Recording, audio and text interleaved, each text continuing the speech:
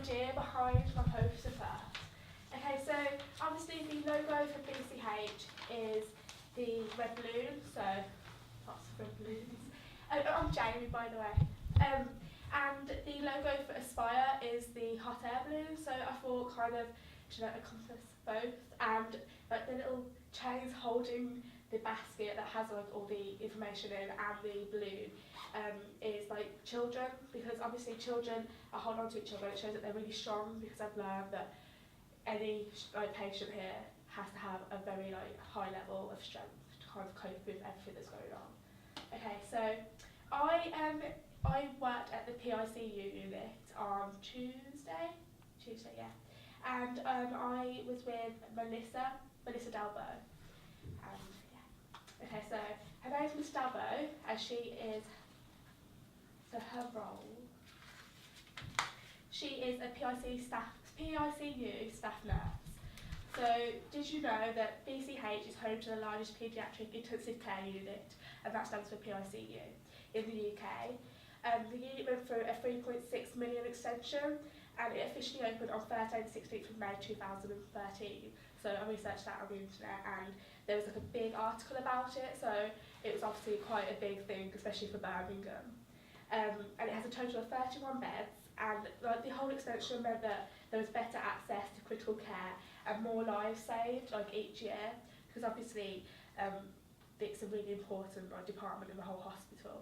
People that like patients with like very critical illnesses are like put there, so yeah, it's really important. So I asked her what kind of things you do in your job, and she was one of those nurses that really stood out. So she come in and she was really smiley, like one of those characters that are really like over the top, really enthusiastic. Like you could definitely tell that she had like a really good passion for her job. And she was said that like the sort of things that she does daily. So she provides bedside care to patients, so 0 to 18 years. I was based with an infant. I think he was 1 and like 2 months, and he has chronic lung disease. And she said that she's been based with that patient for the whole kind of. He's been there like his whole life, in and out of hospital. So whenever he comes in, because the parents kind of know of her, she'll be the one that kind of attends to him. She acts as a link between doctors and patients. So if she said that parents find it quite hard to speak to a doctor because they're quite she used the word arrogant, but yeah, she said that. So and she's quite talkative, she made me feel really welcome, so I can understand why she wants to speak to the parents. And she can also feed back anything from the parents to the doctors. She keeps patients safe and breathing. She does the generic baby care, so washing, feeding, and she alerts other professionals of changes in the patient's condition.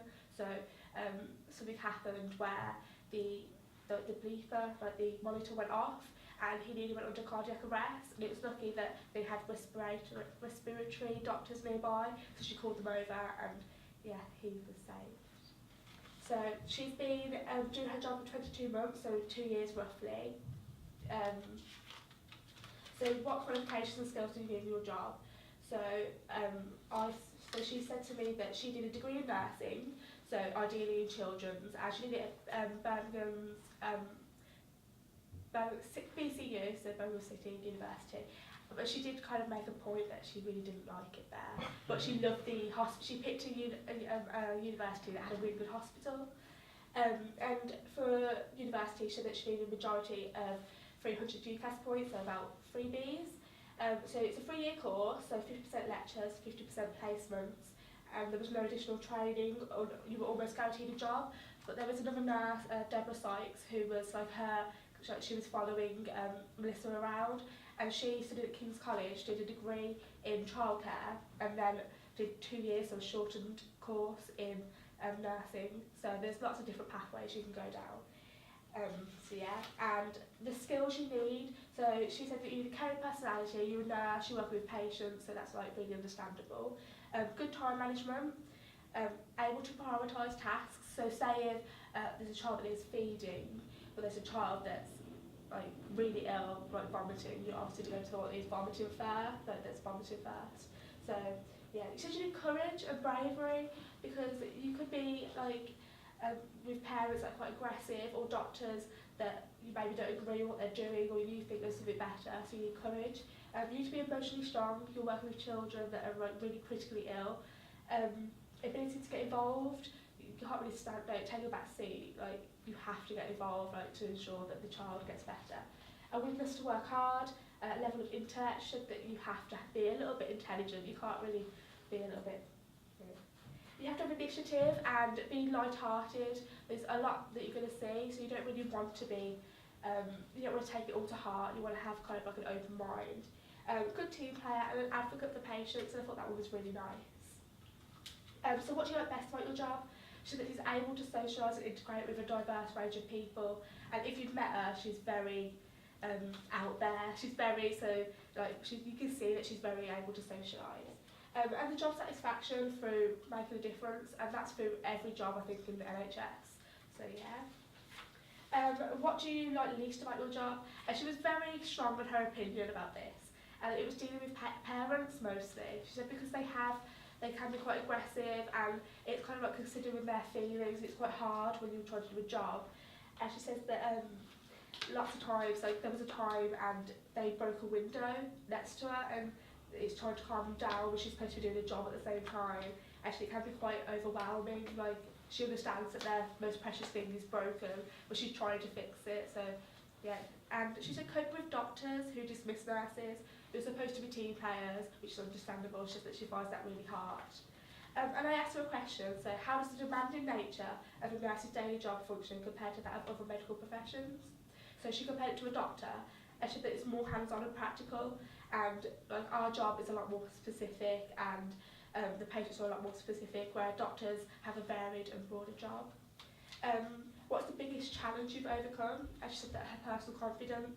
To start with, there was a lot of self-doubt, concerning whether she was doing her job right, and because there's not a lot of like recognition, like, oh, you're doing this really good. She likes it every 2 seconds, like, you're doing a really good job, Melissa. And she doesn't have that, so she found that really hard to combat.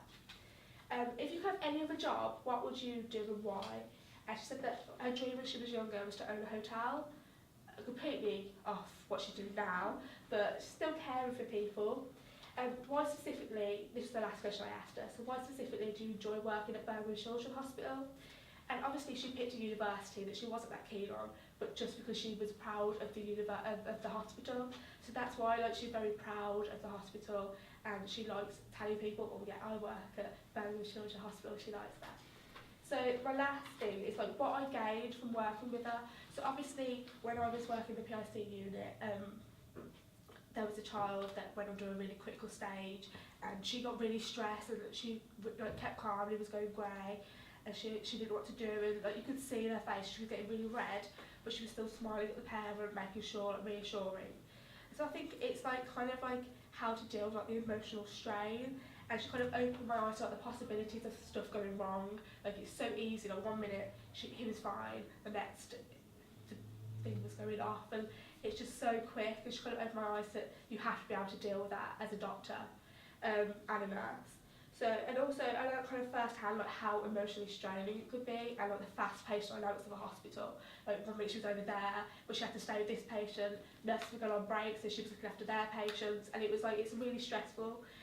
But yeah, and like I initially never considered being a nurse. I just completely dismissed the idea. I was like, no, I want to be a doctor. But working with Melissa, and how lovely, and just I'd love to be treated by her if I was like in this hospital, and it's kind of made me think maybe there is different options. So yeah, that's it.